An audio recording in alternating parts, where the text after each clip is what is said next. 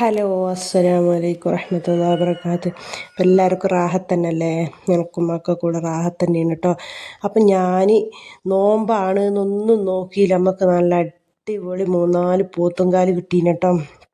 സൂപ്പറായിട്ടുള്ള പോത്തുംകാല് കിട്ടീന്. അപ്പം ഞാൻ നോമ്പാന്നൊന്നും ഞാൻ നോക്കിയില്ല. എൻ്റെ ഫ്രണ്ട് വിളിച്ച് പറഞ്ഞു, എടീ കാലുണ്ട്, നിനക്ക് വേണോന്ന് ചോദിച്ചപാട് ഒന്നും നോക്കാൻ നിന്നില്ല കേട്ടാ. ഞാൻ വേഗം പോയി വാങ്ങിയിട്ട് വന്ന് നോക്കുമ്പോൾ എൻ്റെ അടുത്ത് പുറത്തെടുത്ത കുക്കറിൽ അത് കൊള്ളൂല കേട്ടോ. പിന്നെ ഞാൻ അങ്ങും ഇങ്ങൊന്നും നോക്കാൻ നിന്നില്ല. നോമ്പാണ്, ഇതെങ്ങനെ നോമ്പ് പറഞ്ഞിട്ട് തിന്നുകയെന്നൊന്നും ഞാൻ ചിന്തിക്കാനും നിന്നില്ല, ആലോചിക്കാനൊന്നും ഞാൻ നിന്നില്ല കേട്ടോ. ഞാൻ വേഗം എന്താക്കി അതോളടുത്ത് പോയിട്ട് മേടിച്ചിട്ട് വേണം നല്ലോണം വെള്ളത്തിൽ തേച്ച് കഴുകി നന്നാക്കി ആ ഒരു കുക്കർ എടുത്തിട്ടോ, വലിയൊരു കുക്കർ എടുത്തിട്ട് അതിലേക്ക് അതിലേക്ക് ഇട്ടോട്ടോ. അതിൽ ഇങ്ങോട്ടിടുമ്പോൾ അങ്ങോട്ട് നിൽക്കണില്ല, അങ്ങോട്ടിടുമ്പോൾ ഇങ്ങോട്ട് നിൽക്കണില്ല. എന്നാൽ എൻ്റെ അടുത്തുള്ള കത്തി കൊണ്ടാണെങ്കിൽ കൊത്തിയിട്ടോ അതങ്ങോട്ട് അനങ്ങണമില്ല, തട്ടണമില്ല. ഇതിൻ്റെ കിണപ്പിനൊക്കെ ഒന്ന് കൊത്തി കൊത്തി കൊടുക്കണം. നോക്കുമ്പോൾ അത് എങ്ങനെ നോക്കുമ്പോൾ നമ്മൾ വിചാരിച്ച മോഡലിൽ ഇങ്ങോട്ട് കിട്ടുന്നില്ല കേട്ടോ. കുറേ തലങ്ങും വിലങ്ങും ഒക്കെ വെച്ച് നോക്കീന്, പക്ഷെ എങ്ങനെ നിൽക്കണില്ല. പിന്നെ അതിൻ്റെ മൂലമൊക്കെ എങ്ങനെയല്ലോ കൊത്തി നറുക്കി ഏകദേശം എന്തായാലും വേണ്ടില്ല, നമുക്ക് തിന്നണമല്ലോ. അതുകൊണ്ട് ഞാൻ ഒപ്പിച്ചെടുത്തിട്ടോ, കുറേ അഡ്ജസ്റ്റാക്കി ഓരോന്നിൻ്റെ 4 ആൾക്ക് ഓരോന്ന്. എവിടെ മക്കളൊന്നും തൊട്ട് നോക്കിയിട്ടില്ല. കുറച്ചൊക്കെ തിന്ന്, കുറച്ചൊക്കെ അവിടെ ഇവിടെയൊക്കെ ഉണ്ട് കേട്ടോ. അങ്ങനെ പിന്നെ എല്ലാം തീർക്കാൻ എന്തായാലും പറ്റൂലല്ലോ. നോമ്പാണെങ്കിൽ ഇത് പോയ വഴിക്ക് പുല്ലുണ്ടാവില്ല, വേറെ കാര്യം. രസമാണല്ലോ അല്ലേ അതിൻ്റെ സൂപ്പൊക്കെ ആക്കുന്നത്. പോത്തങ്കാലി പറഞ്ഞാൽ പിന്നെ അതൊരു വേറെ വൈബാണ്. അതിലേക്ക് പിന്നെ ഞാൻ ഇട്ട് കൊടുക്കുന്ന സാധനങ്ങളാണ് കേട്ടോ. ചെറിയ ജീരകം ഇട്ട് കൊടുത്തിന്, ഒന്നും ചതക്കൊന്നുമില്ല.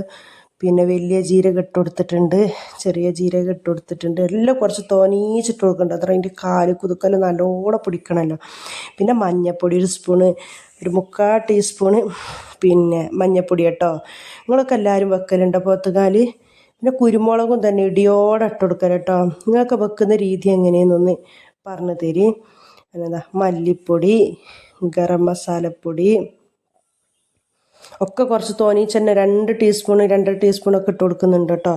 പിന്നെ മല്ലിപ്പൊടിയൊക്കെ, പിന്നെ ഗരം മസാല. നിങ്ങളൊക്കെ എങ്ങനെയത് വെക്കലെന്ന് കമൻറ്റിൽ അറിയിക്കണേ. പോത്തുംകാല് വെക്കാത്തവരൊന്നും ആരും ഉണ്ടാവില്ലല്ലോ. അങ്ങനെ മുളകും പൊടി ഇട്ട് കൊടുത്തു. കുരുമുളക് നല്ലോണം ഇട്ട് കൊടുത്തോണ്ട് മുളകും പൊടി 1 ടീസ്പൂണേ ഇട്ട് കൊടുത്തിട്ടുള്ളൂ ഞാൻ കേട്ടോ.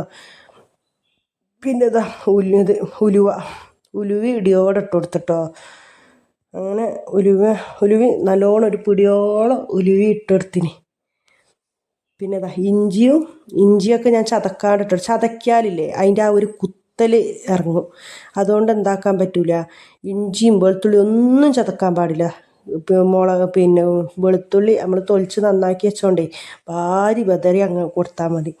അങ്ങനെ വെളുത്തുള്ളി ഒരു കയ്യോളം ഇട്ടിട്ട്, പിന്നെ ചെറിയുള്ളി ഇട്ടോ. ചെറിയുള്ളിയും ചതക്കിയിട്ടില്ല, ചെറിയുള്ളി ഇട്ടെടുത്ത്.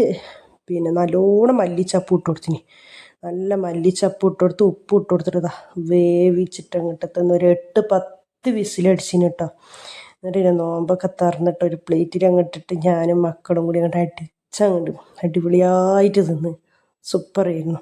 അപ്പം ഇന്നത്തെ വീഡിയോ ഇത്രയേ ഉള്ളൂ കേട്ടോ. വീഡിയോ ഇഷ്ടപ്പെട്ടാൽ ലൈക്ക് അടിക്കണേ.